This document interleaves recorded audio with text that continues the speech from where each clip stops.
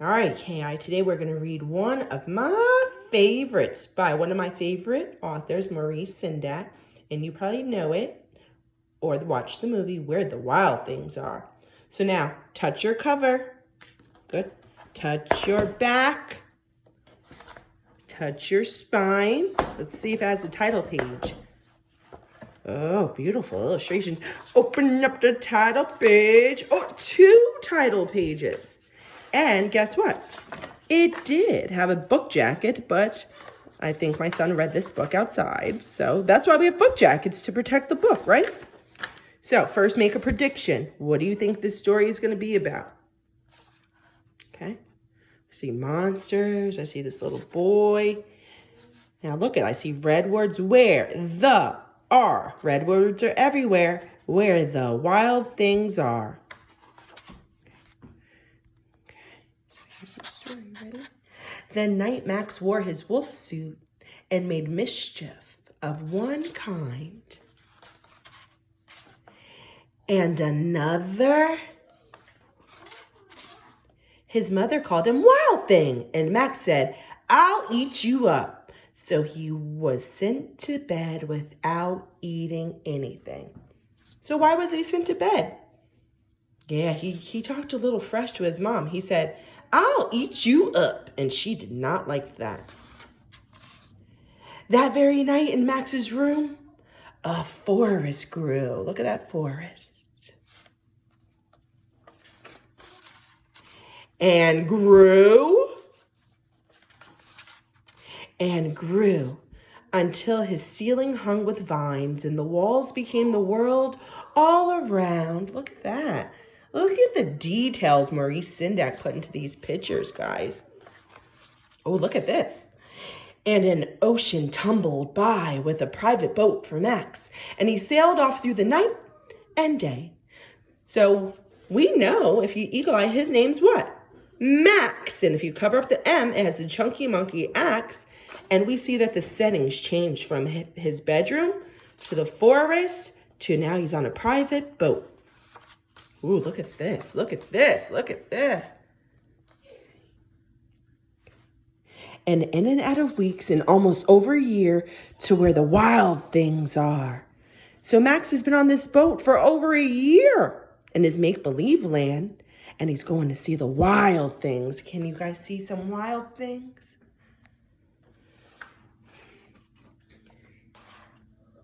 And when he came to a place where the wild things are, they roared their terrible roars and gnashed their terrible teeth. Look at that. And rolled their terrible eyes and showed their terrible claws. Still Max said, "Be still." Now, do you guys see that? Max is speaking. What do we see here? Quotation marks mean someone speaking. And tame them with the magic stick. Or trick. Do you guys see Mrs. Aingenito just messed up trick? And then I self-corrected. Stick. Self-correction's fine. Of staring into all their yellow eyes without blinking once, and they were frightened and called him the most wild thing of all. So the wild things are scared of Max. And made him king of all wild things. Look it. His outfit's changed. He now has a crown on, and the wild thing's attitude has changed. They now think he's the king. And now, cried Max, let the wild rumpus start. Look at this. No words. No words. Why do you think the author didn't write words? What's he want you to do? Think about it. What's he want you to do? Yep. He wants you to eagle eye the picture. Authors can speak. Illustrators can speak with no words sometimes. What? No words. Look at all the fun the wild things are having. Man, Max is really a great king. What? Look. Tell me, what do you see? What details do you see? Oh, I see something with this monster that makes it totally fictional. Remember, look at his eyebrows. Eyebrows show feeling, facial expressions. Now stop, Max said, and sent the wild things off to bed without supper. And Max, the king of all wild things, was looking lonely and wanted to be where someone loved him best of all. So does Max feel like the wild things love him a lot or a little bit? Because here it says, was lonely and wanted to be where someone loved him best of all. Who do you think loves Max best of all? Who loves you best of all? Go ahead. Who loves you the most? Name all the people who love you. Take a minute, pause the video. Then all around, from far away across the world, he smelled good things to eat. So he gave up being king of where the wild things are. What do you think he smelled? And for him to give up king? Who's he missing that he will sacrifice being king? And I really want you, look at him. Look at his expression. Is he happy, sad, missing home? But the wild things cried, "Oh, please don't go. We'll eat you up. We love you so." And Max said, "No." Look at all those red words, love bugs. The, go, you, up, we love you so, and said no. That's why red words are important. They help those words come right out of your mouth when you're reading.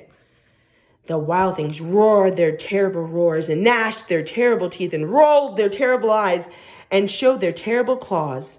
But Max stepped into his private boat and waved goodbye.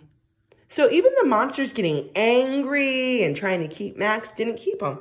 He's really missing home, I think. And sailed back over a year and in and out of weeks and through a day. So look, it's nighttime. The setting's changing. Now he's leaving the wild land and going back home on his private boat. And now it's nighttime too, so that's part of the setting. All right. And into the night of his very own room where he found his supper waiting for him.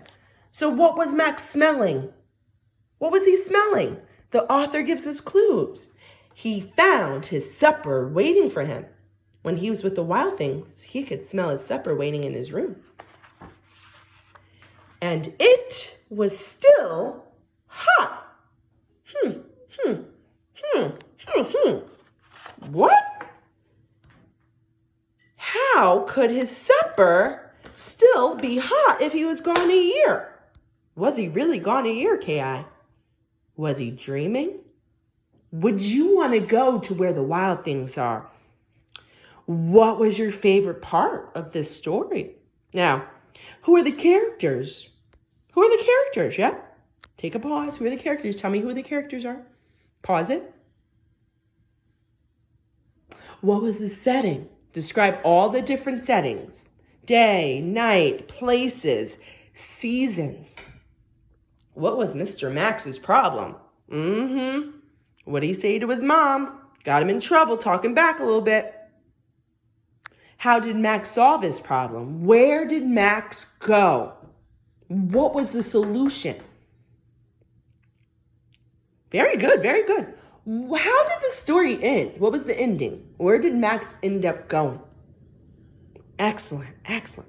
Now go into Google Classroom and leave your favorite emoji. Did you like this story? Did you not like this story? Was it a good story? Was it a bad story?